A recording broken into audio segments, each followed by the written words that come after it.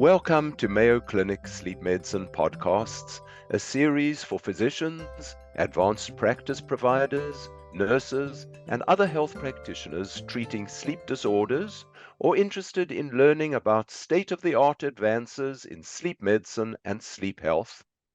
I'm your host, Dr. Michael Silber. And I'm your co-host, Dr. Maitri Juna. We are both consultants at the Center for Sleep Medicine at the Mayo Clinic in Rochester, Minnesota. Alzheimer's disease is the most common form of dementia, and it is occurring with increasing incidence. Health professionals managing sleep disorders should be aware of the many relationships between sleep and Alzheimer's disease. To discuss this important topic, my guest today is Dr. Stuart McCarter, a board-certified neurologist specializing in behavioral neurology and in sleep medicine at Mayo Clinic in Rochester, Minnesota. Stu, thank you so much for coming on today. Let's start off with multiple long-term prospective studies have suggested a slight but statistically significant increased risk of developing dementia in people who self-report short sleep time compared to average. I'm often asked by patients, how am I going to get dementia? So how short is short, and what might the mechanisms be? Thanks, Mike. It's a pleasure to be here. This is a great question and one we get commonly in the clinic. How can I improve my sleep to reduce my risk of dementia? Generally speaking, that number of quote unquote short sleep is less than 6 hours. There are a few studies showing that maybe up to 6.5 or maybe even 7, but generally speaking, 6 hours is sort of the cutoff of too little sleep. And the mechanisms of that are still really not known. I think one important part of all this data is it's correlational, meaning we don't know if short sleep itself is causal of dementia, or could potentially short sleep be a side effect or the first initial manifestation of an evolving neurodegenerative disease. But I think in terms of the mechanisms underlying this, one of the biggest ones is likely related to decreased availability or decreased time for the glymphatic system, which is a sleep-related brain clearance system of neurodegenerative proteins like alpha-synuclein, amyloid beta, and tau. And in theory, if you sleep less, you have less time to let your brain clear those proteins during sleep, and potentially increasing your risk of dementia or other neurodegenerative diseases. I do think another important part to keep in mind is that chronic partial sleep deprivation is associated with other cardiometabolic risk factors, hypertension, obesity. So these are other things that could certainly contribute to decreased brain health, which also probably contribute to risk of dementia, potentially independently of the glymphatic system. So that sort of gets to the current concept that certainly pathologically, most cases of dementia are multifactorial, aren't they? Patients with Alzheimer pathology often have vascular pathology as well, sometimes Lewy body pathology. And I think what you're saying is the other possible mechanism might be vascular changes in the brain, which add to perhaps Alzheimer changes. Am I correct that that is that becoming sort of a more evolving model of multifactorial dementia as opposed to pure dementia in many patients? You're absolutely correct, Mike. I think historically we've thought that you just have Alzheimer's, you just have Lewy body, you just have vascular dementia, but in reality, the vast majority of patients have more than 2 or 3 neurodegenerative pathologies at autopsy. Very interesting. So, a just published article got considerable publicity suggesting that obstructive sleep apnea, so common, might predispose to Parkinson's disease. And perhaps a little more controversially, the article also suggested that those people who had adequately treated their sleep apnea had a lower risk of getting Parkinson's disease. Now, we're not talking about Parkinson's disease today, but my understanding is there is similar data suggesting some relationship between obstructive sleep apnea and dementia. Now, you were an investigator in another study just recently published, which looked at the relationship between amyloid deposition in the brain and sleep apnea. So, what do we think the mechanism is whereby perhaps sleep apnea might be associated with or possibly predisposed to dementia? Is it, as we just discussed, because sleep apnea predisposes to vascular disease and vascular dementia could be superimposed on degenerative dementia? Or does sleep apnea really have something to do with amyloid deposition in the brain? To your first point, Mike, about the relationship between OSA and dementia, there is a slightly increased risk in patients with OSA of getting dementia, about 1.2 to 1.5 times. That said, there's a lot of conflicting data. It may depend on the severity of OSA, but and maybe a slightly increased risk of dementia there. To the point of, or to your question about what is the mechanism, I think you're absolutely right. It's most likely multifactorial. So there is some data that says obstructive sleep apnea is associated with accumulating amyloid. And so certainly there may be a specific AD pathology. Is that related to OSA mechanisms itself? Is it related to decreased or dysfunction in the glymphatic system related to, fractured sleep or fragmented sleep from the OSA? I don't think we really know that yet. The other thing to know is that, obviously severe sleep apnea has been associated with cerebrovascular disease. And we have good data that shows that brain MRIs demonstrate increasing white matter hyperintensities with more severe sleep apnea. So again, it's probably going to be that complex, some cerebrovascular comorbidity and pathology, some Alzheimer's specific pathology that are contributing to that risk specifically.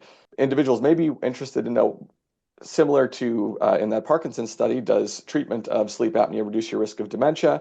And I think the short answer is we don't know. A few small studies have shown some changes in Alzheimer's biomarkers with treatment of sleep apnea, particularly if they have severe sleep apnea. But whether or not that means anything in the long term is unknown. And then there was just a recent large study that came out of electronic health data. So I always review that with a grain of salt. But it did show that the patients who had OSA that reported treatment with sleep apnea had the same risk of dementia for those that did not have OSA. So I think obviously an important area of future research. Very, very interesting. Yes, I also have concern about these increasing number of huge studies based on insurance databases. I've been recently reviewing 3 studies on gabapentinoids, which you're probably familiar with. 2 of them suggest a slight increase in incident dementia, and the third one doesn't. And you don't know if the diagnoses of dementia are correct at all. They're retrospective studies, they're confounding factors, and it's worrying patients a lot, this sort of data, and I'm not sure that they are always valid by any means. I'm with you. I also very much worry about I'm sorry. I completely agree.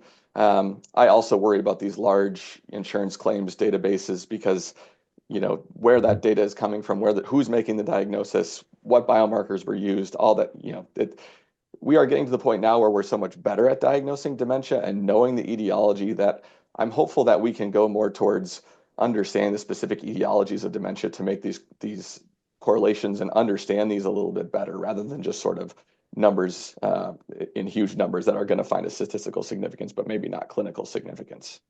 Well, I'm so pleased to hear you say that because some of these studies, like the gabapentinoid ones, have worried patients who need to be on gabapentin or pregabalin. And I try to reassure them that there really isn't good data that really says there's any real risk. Good. So let's change direction a little. You have a patient who has established Alzheimer disease. It's progressing as it almost always does. What happens to sleep architecture? For our sleep specialists who study lots of patients and see polysomnograms with spindles and K complexes and things, what happens to sleep architecture in patients as Alzheimer disease progresses? Presumably, unless they have co-pathology with Lewy body disease, they don't have motor dyscontrol, they don't have REM sleep without atonia, I presume. But what happens to the architecture? And is that correct that pure Alzheimer disease doesn't have REM sleep without atonia? Yeah, good questions. I think to the simpler question about the REM sleep without atonia in patients with pure Alzheimer's disease, there are a few case reports or case series out there of which were pathologically proven in a large series from our center and other centers back in 2013 that did show a handful of patients that had REM sleep behavior disorder with pure Alzheimer's disease. But in general, the vast majority of patients who have REM sleep without atonia, especially in the absence of antidepressant use, also have comorbid Lewy body pathology. So I think you're very right there that the vast majority, you should just suspect there's some Lewy body pathology. In regards to the sleep macroarchitecture changes or microarchitecture changes in patients with Alzheimer's disease, there tends to be a decrease in both slow wave and REM sleep compared to controls, and it tends to decrease as the severity gets worse. The K complex density as well as sleep spindle density are both also reduced in Alzheimer's disease when you compare them with healthy controls, and those do tend to correlate with cognitive impairment. And so there are certainly some macroarchitecture and microarchitecture changes as AD progresses. There's been interest in whether or not those could be markers specifically of Alzheimer's disease pathology. I think those are still in their relative infancy. Good. So the bottom line is, yes, sleep becomes less deep, perhaps, less REM sleep. So there is definitely sleep disturbances as the disease evolves, and presumably it's one of the things we need to try address sometimes in these patients. So That's that right. sort of is a good segue into the next question is let's talk about the phenomenon of nocturnal confusion and sometimes nocturnal wandering in demented patients, especially with Alzheimer disease, where they wake up at night, they think it's daytime, they want to get dressed, they walk around. When you see such patients, how do you differentiate nocturnal confusion of this sort from, say, REM sleep behavior disorder, as you might see in Lewy body pathology, or if it's brief episodes in bed of some sort of confusional behavior from nocturnal seizures, which can occur in Alzheimer disease? I mean, does one need sleep studies in these patients, or is it all just a clinical assessment? Yeah, I think it can be both. So I think sleep studies certainly can be helpful, and I'll come back to that because there are some caveats there. I typically start with the history.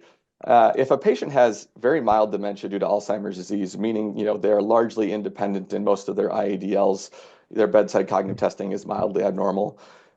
For nocturnal confusion, that would generally be atypical for someone with a mild dementia, unless they're in sort of a new environment or something like that. And so in those cases specifically, I start to worry about more of a primary sleep disorder, whether it's RBD or maybe it's nocturnal seizures related to the neurodegenerative process.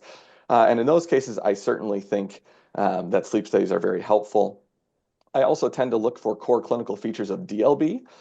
So if patients have early visual hallucinations in the context of relatively mild cognitive impairment, some Parkinsonism or clear cognitive fluctuations, those things would maybe point me towards some comorbid Lewy body pathology that would make me more suspicious for RBD than nocturnal wandering. And I should point out that generally speaking, RBD patients don't usually leave the bed and wander around the room. And so that would be one thing as part of the history to say, if they're getting out of bed and getting, going all around, that's going to make me less suspicious for RBD.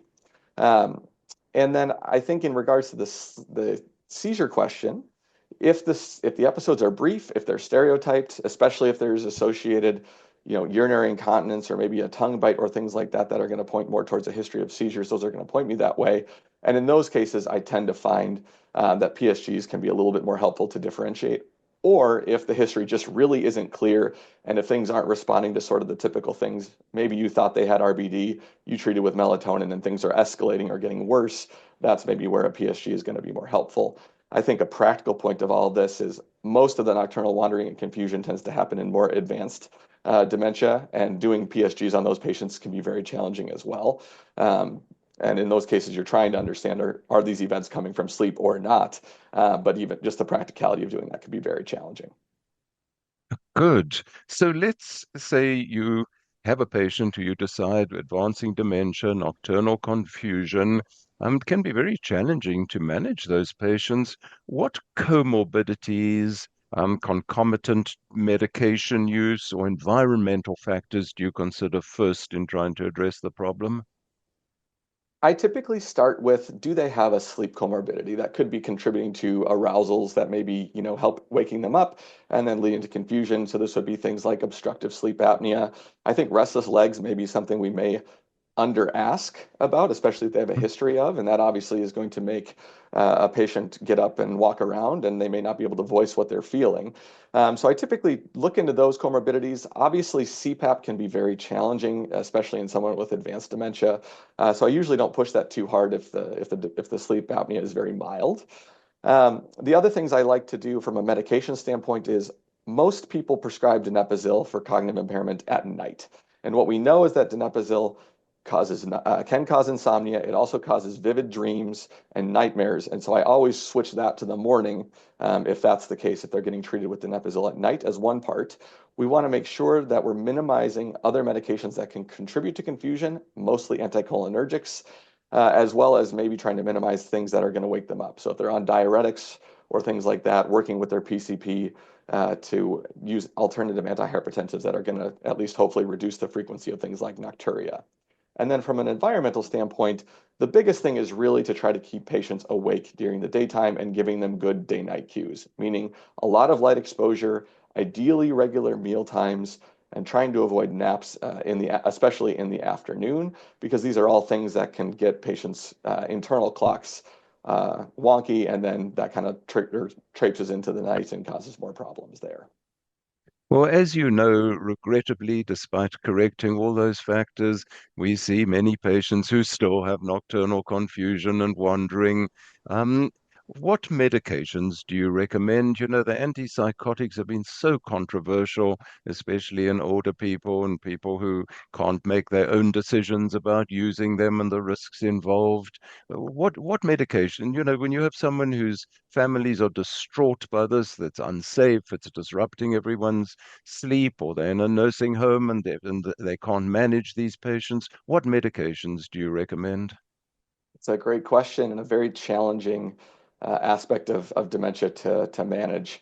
I typically start with melatonin, and I should point out that melatonin comes in different forms. So I usually utilize something that's called a USP verified brand. That simply just means that the melatonin amount is what it states on the label, given that there's so much variability in monitoring of these supplements.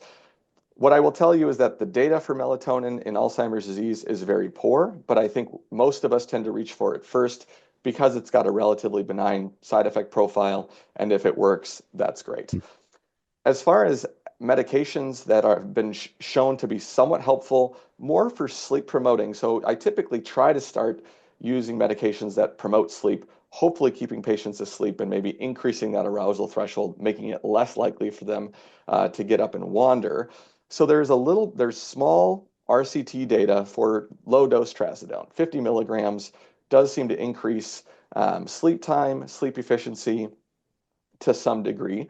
So that's a medication I often will reach for. And then Suvorexant, which is a dual orexin receptor antagonist, is actually FDA approved for insomnia in Alzheimer's disease, and that has shown some increases in total sleep time as well as reducing wake after sleep onset. So I typically try to start with sleep promoting medicines, largely in hopes of keeping patients asleep and maybe making it less likely that they'll wake up.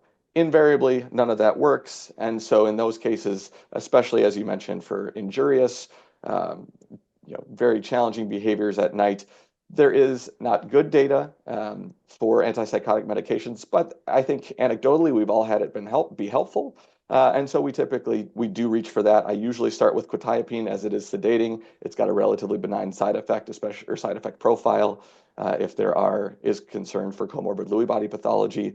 And I always just have that conversation with the family saying there is a slightly increased risk of morbidity and mortality with these medications in advanced dementia, but we're balancing that with a safety concern. What dose do you use of quetiapine? I typically start as low as possible. Some do 12 and a half. I usually would start at 25 just because I think 12 and a half typically doesn't do much. And then cautiously escalate by 25 or so milligrams, depending on the initial response, every 5 to 7 days, depending on how severe symptoms are. Very helpful. Stu, thank you so much for sharing your expertise with us today. Is there any final message you'd like to leave with our listeners? Thanks again for having me, Mike. It's been a pleasure to be here. I think that really the biggest thing is that the relationships between sleep and Alzheimer's disease, as well as sleep and dementia, are very, very complicated. I think we tend to try to boil it down as not enough sleep bad, maybe too much sleep bad, more sleep is better to reduce your risk of Alzheimer's disease. And in reality, it's just not that simple. I get a lot of questions about what's the best way from a sleep perspective to reduce your risk of Alzheimer's disease or dementia. And I think The sad fact is we don't yet have medications that really do that in terms of promoting sleep or reducing that risk. And so we really have to focus on good sleep hygiene, good regular physical activity, minimizing evening light, caffeine, as well as alcohol as strategies currently to promote sleep, potentially as trying to be a quote unquote neuroprotective mechanism. And we'll see where the future takes us. I think this is an area that's going to be actively expanding over the next several years. Thank you so much. Thank you. We hope you enjoyed this podcast. If so, please tune in again through wherever you receive your podcasts as we discuss further topics in sleep medicine and sleep health. Thank you.